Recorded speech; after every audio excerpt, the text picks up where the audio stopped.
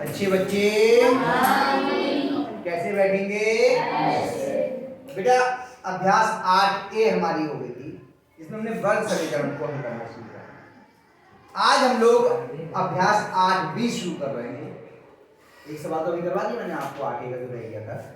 अब 8B का पहला सवाल है कि एक वर्गाकार मैदान का क्षेत्रफल 441 वर्ग मीटर है। मैदान का परिमाप ज्ञात कीजिए। परिमाप क्या होता है? वर्ग मतलब जिसकी चारों भुजाएं बराबर हो, वो तो वर्ग होता है, और सभी कोण 90 अंश के हो। तो परिमाप होता है जो बाहरी उसकी भुजाएं हैं उन सबका योग, जो लोग पढ़ा है। तो वर्ग की परिमाप होता है 4 गुणा भुजा।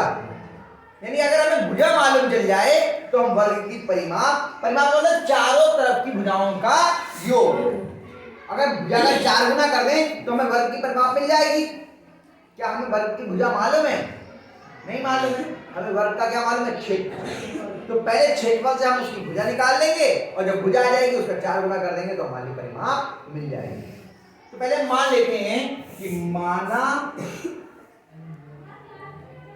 वर्ग की भुजा बराबर A मीटर। कितनी है? A metre. तो A पे घात 2 बराबर 441। उसका वर्ग कितना हो जाएगा? क्षेत्रफल कितना जाएगा? A पे घात 2। तो A पे घात 2 बराबर 441। अब A का हम जब ये वर्ग हटाएंगे तो इसका हमें क्या करना पड़ेगा? वर्गमूल। तो A बराबर वर्गमूल के अंदर 441। 441 का हमें वर्गमूल करना है। तो वर्गमूल ज्ञात करने के लिए हम इसका क्या करेंगे? एक तो हमने सीधे डायरेक्ट मेथड बताया है आपको, उसके अलावा हम लोग वैसे भी कर सकते हैं, अभाज्य गुणनखंड विधि से कर सकते हैं। उसके अलावा हम लोग इसका वर्गमूल जो है भाग विधि से कर सकते हैं। बताइए कौन सी विधि से करेंगे? भाग विधि से। भाग विधि आसान होती है, ध्यान रखना। 441 भाग विधि से करने के लिए क्या करेंगे? इधर जोड़े बना दिए। इधर से पहला 4 में कितने का बराबर आएगा? 2। 2 दूनी 4। 3 ने का जोड़ दिया, 4 आ गया। घटाया 4 में से 4 गया 0।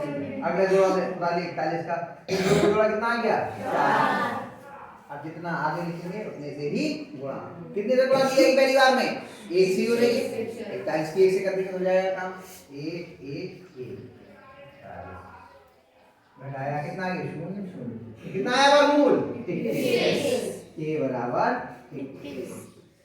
अब ये इसका वर्गमूल आ गया आपका 21। लेकिन आपको ज्ञात क्या करना है? परिमाप। ठीक है, बैठे बेटा, आराम से बैठे। तो परिमाप बराबर 4A भुजा की 4 से गुणा करी जाती है, फिर परिमाप निकलता है बराबर 4 गुणा 21। 21 की 4 गुणा कर दो, 4 एकम 4 दूनी 8 मीटर। ये उसका परिमाप होगा।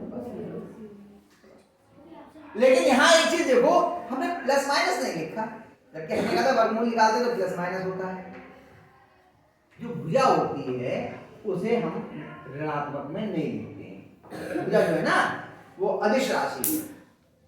भुजा जो है वो अदिश राशि है, इसलिए उसे माइनस में लिखने की आवश्यकता नहीं है, केवल ऋणात्मक में। ओके, क्लियर हो गया? अगला करें दूसरा सवाल।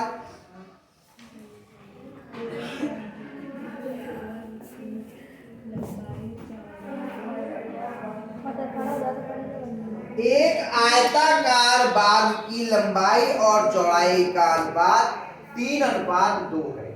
लंबाई और चौड़ाई का अनुपात कितना है? 3:2। अनुपात कैसे निकलता है पहले ये समझ लीजिए।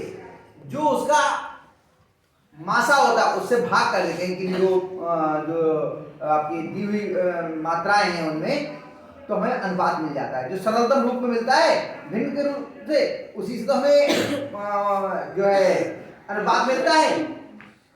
अनुपात ज्ञात करने के लिए हम क्या करते हैं? उसे सरल करते जाते हैं, कम करते जाते हैं। छठे में हमने सीखा था। और जो सरलतम रूप आ जाता है, यानी सबसे नीची संख्या आती है सबसे छोटी, वही अनुपात के रूप में लिखी जाती है। यानी कि कोई ऐसा संख्या होती है जिससे गुणा करने पे हमें वास्तविक मान याद हो जाएगा। यहाँ पे हम लोग थोड़ा समझने की कोशिश करते हैं। हमने देखा 12 और 16 इसका अनुपात हमें याद करना है। तो देखो 4 से दोनों कटते हैं, 4 दिया 4 चौक 16, 3/4 हो गया, यानी इसका मतलब क्या, ये 3:4 है। तो इसमें कितने से गुणा करें हमें वास्तविक संख्या मिल जाए? 4 से दोनों में गुणा कर दो तो वास्तविक संख्या मिल जाएगी। 4 3 12 और 4 चौक 16। बात समझ में आ रही मेरी? अनुपात से वास्तविक संख्याएं ज्ञात करने के लिए या वास्तविक मात्राएं ज्ञात करने के लिए हमें किसी अचर से गुणा करनी पड़ती है, ठीक है, तब हमें वास्तविक मिल जाती है। तो यहां पर आपको अनुपात दिया है लंबाई और चौड़ाई का, उनका क्षेत्रफल दिया है, वो कह रहे लंबाई और चौड़ाई ज्ञात करिए। तो हमने माना x से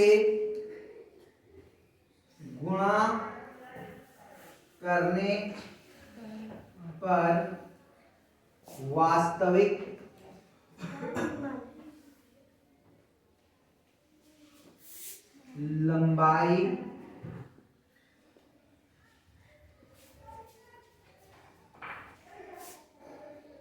लंबाई तथा चौड़ाई ज्ञात होगी। ध्यान रखना, इस सवाल में कई बार बच्चों से गलती हो जाती है। आपको लंबाई और चौड़ाई का अनुपात दे रखा है, हमें किसी एक अचर से इसकी गुणा करनी पड़ेगी, उससे हमें वास्तविक लंबाई और चौड़ाई ज्ञात हो जाएगी। तो हमने मान लिया वो अचर क्या है, x से गुणा करने पे हमें वास्तविक लंबाई और चौड़ाई ज्ञात होगी, ठीक है। तो अब लंबाई कितनी हो गई, अनुपात कितना दिया है,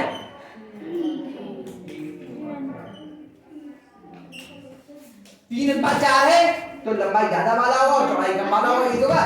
तो 4x जो है वो हो गई लंबाई और चौड़ाई हो गई आपकी 3:2 है, तो 3x हो गई आपकी लंबाई और चौड़ाई हो गई आपकी 2x। x से गुणा कर दिया हमने, तो ये हो गई लंबाई और ये हो गई इसकी चौड़ाई। और आयत का क्षेत्रफल बराबर क्या होता है, लंबाई गुणा चौड़ाई। तो लिखते हैं आयत का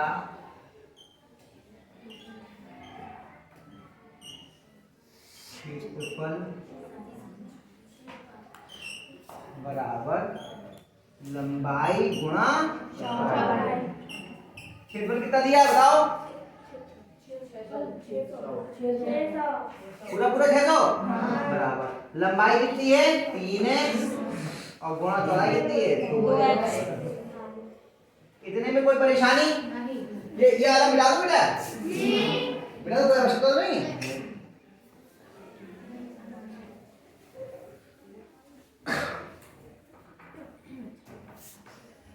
अब 600 बराबर गुणा करो कितना आ गया, 6x पे घात 2, शाबाश, 6x पे घात 2। अब 6 इधर बटे में आएगा, 600 बटे 6 बराबर x पे घात 2, फिर 6 एकम 6 0 0, 100 बराबर x पे घात 2, वर्गमूल के अंदर जाएगा 100 बराबर x।